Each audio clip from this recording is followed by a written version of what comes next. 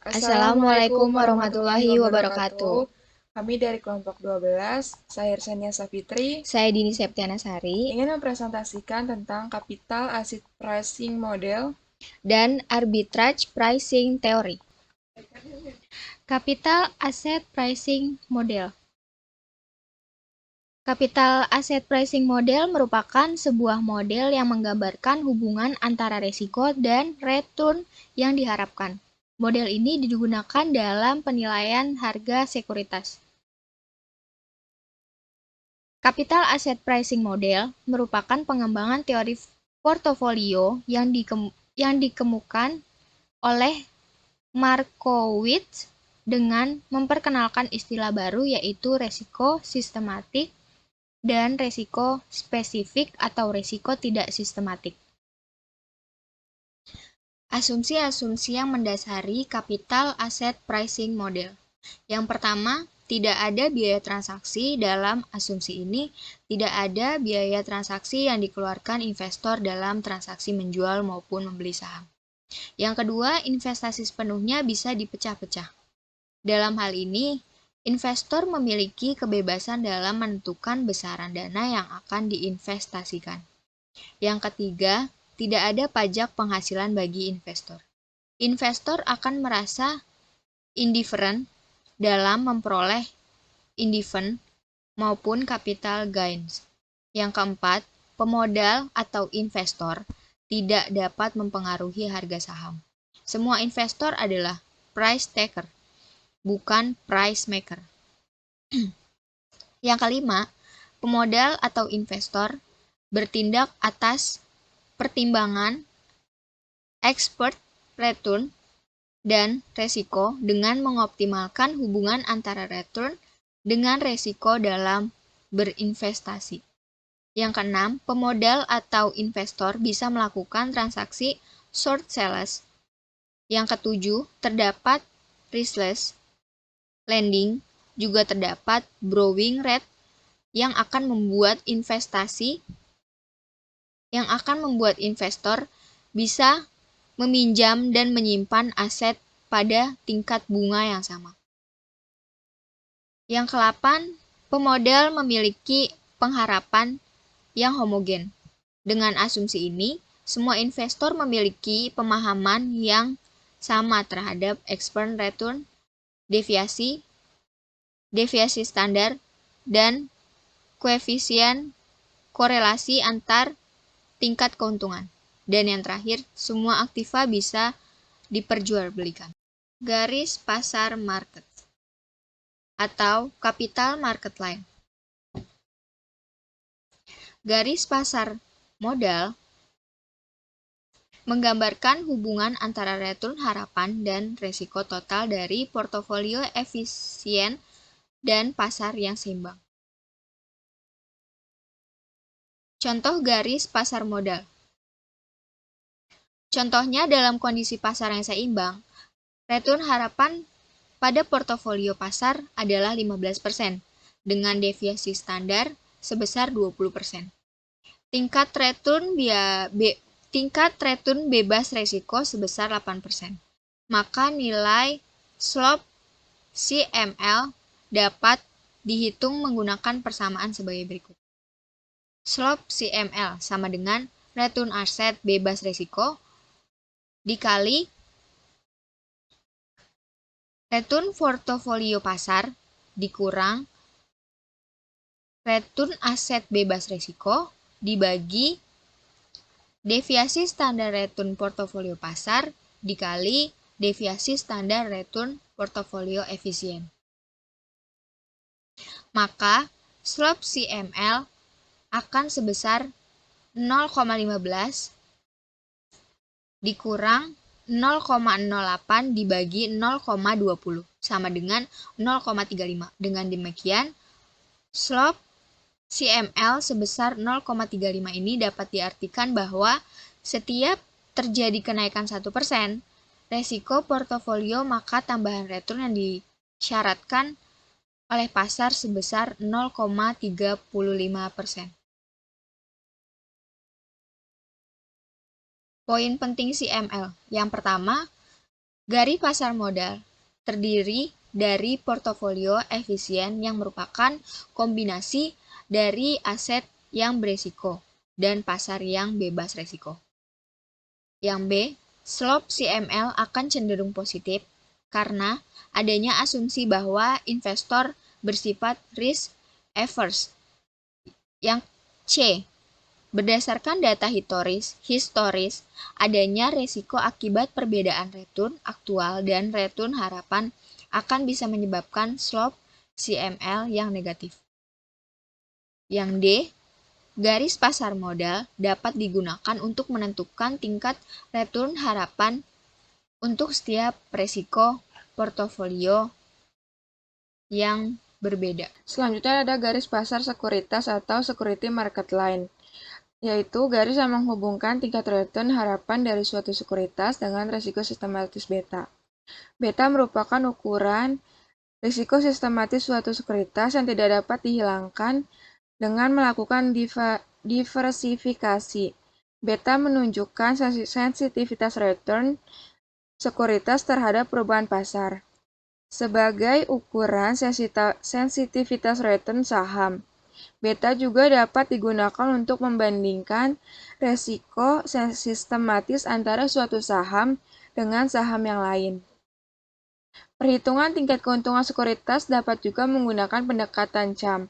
Tingkat keuntungan sekuritas individual yang diharapkan adalah penjumlahan dari tingkat keuntungan bebas resiko ditambah dengan premi resiko atas sekuritas. Adapun persamaannya sebagai berikut, yaitu return yang diharapkan sama dengan return aset bebas resiko ditambah tingkat resiko sistematis masing-masing saham, return portofolio pasar dikurang return aset bebas resiko. Adapun perbedaan dari capital market line dan security market line. Yang pertama, capital market line menggambarkan hubungan resiko dan return pada pasar yang seimbang untuk portofolio yang efisien. Yang kedua ada security market line menggambarkan hubungan resiko dan return dari aset-aset individual atau portofolio tidak efisien. Yang selanjutnya ada ukuran risiko dalam capital market line adalah deviasi standar portofolio. Dan ukuran risiko dalam security market line adalah beta sekuritas. Yang selanjutnya ada pengujian capital asset pricing model. Yang pertama ada risiko return berhubungan positif, artinya semakin besar risiko maka semakin besar pula returnnya. Yang kedua ada ukuran risiko sekuritas yang relevan, adalah ukuran kontribusi risiko sekuritas terhadap risiko portofolio. Selanjutnya ada arbitrage pricing theory, yaitu sebuah model aset pricing yang didasarkan pada sebuah gagasan bahwa pengembalian sebuah aset dapat diprediksi dengan menggunakan hubungan yang terdapat di antara aset yang sama dan faktor-faktor risiko secara umum. Nah, teori ini dibuat oleh Stephen Ross pada tahun 1976. Teori ini memprediksikan hubungan tingkat pengembalian sebuah portofolio dan pengembalian dari aset tunggal melalui kombinasi linear dari banyak variabel makroekonomi yang mandiri. Selanjutnya ada asumsi yang mendasari model arbitrage pricing theory menurut Reilly tahun 2000. Yang pertama ada pasar modal dalam kondisi persaingan sempurna. Yang kedua ada para investor selalu lebih menyukai kekayaan yang lebih daripada kurang dengan kepastian. Yang ketiga ada hasil dari stochastic, yaitu artinya bahwa pendapatan aset dapat dianggap sebagai model faktor. Selanjutnya ada expect return dan surprise, yaitu tingkat keuntungan aktual dari suatu sekuritas akan terdiri dari dua komponen, yaitu bagian yang diharapkan atau tingkat keuntungan normal dan bagian yang tidak pasti. Sumber unexpected return merupakan risiko yang dihadapi oleh investor. Risiko ini dapat berupa faktor yang memengaruhi semua perusahaan yang ada di pasar dan disebut dengan risiko sistematis. Misalnya pertumbuhan gross domestic product, inflasi, tingkat bunga, dan lain-lain. Yang selanjutnya ada perumusan model arbitrage pricing theory. Perumusan APT tidak perlu mengidentifikasikan market portofolio sebagaimana yang dilakukan pada konsep capital asset pricing model. Perumusan model APT menggunakan analisis faktoral, yaitu dengan langkah-langkah analisis seperti di bawah ini. Yang pertama, identifikasi faktor-faktor makro. Yang kedua, menaksir risk premium yang disyaratkan permodalan untuk menanggung risiko faktor-faktor tersebut. Yang ketiga, ada menaksir kepekaan faktor-faktor tersebut. Yang keempat, ada menghitung expect return. Selanjutnya ada portofolio dan model faktor, yaitu pembentukan portofolio akan menghilangkan risiko tidak sistematis, sehingga dalam perhitungan risiko portofolio yang relevan hanya risiko sistematis yang dilambangkan dengan beta.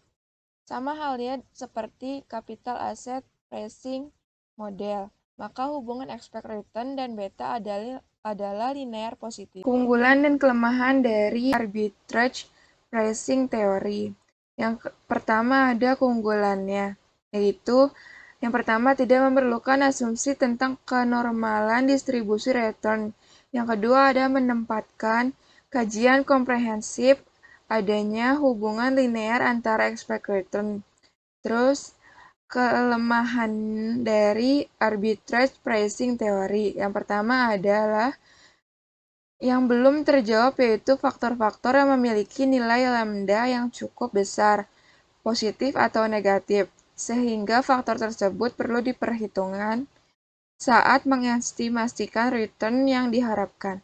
Yang kedua ada hanya berlaku sebagai aproksimasi dan tidak ada jaminan dapat digunakan dengan akurat untuk menilai harga sekuritas individual.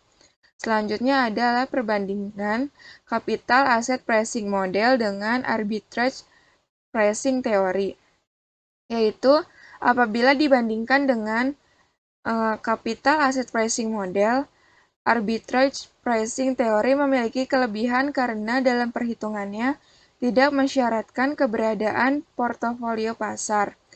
Dalam arbitrage pricing theory, untuk menjelaskan tingkat keuntungan yang diharapkan dari suatu saham atau portofolio dapat dipakai lebih dari satu faktor. Tetapi arbitrage pricing theory juga tidak secara jelas menyebutkan faktor apa saja yang memengaruhi penentuan pricing. Dengan demikian, faktor-faktor ini harus diidentifikasikan melalui pengujian Nah, biasanya dipakai teknik statistik yang disebut analisis faktor. Melalui analisis ini dipergunakan matriks koefisien korelasi untuk mengidentifikasikan jumlah faktor dan koefisien.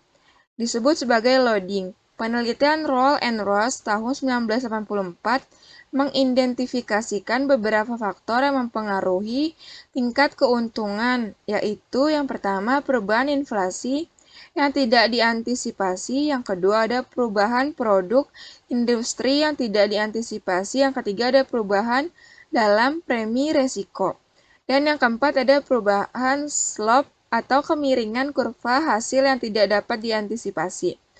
Hal ini berkebalikan dengan capital asset pricing, di mana model ini menyatukan semua faktor makro ke dalam suatu faktor, yaitu return portofolio pasar. Sekian presentasi dari kelompok kami.